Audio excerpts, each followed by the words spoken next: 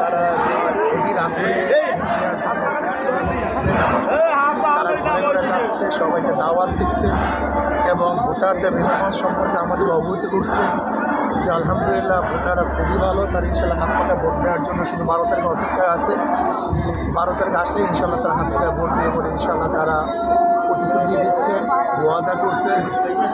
আর এখন পর্যন্ত level print এখন পর্যন্ত কালকে 1 ঘন্টা পরে কী হবে জানি না।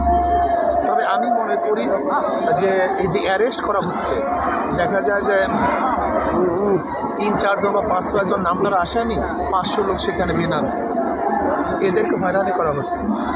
এখানে আমাদের অনেক নেতা কর্মীরা হয়রানির শিকার হচ্ছে।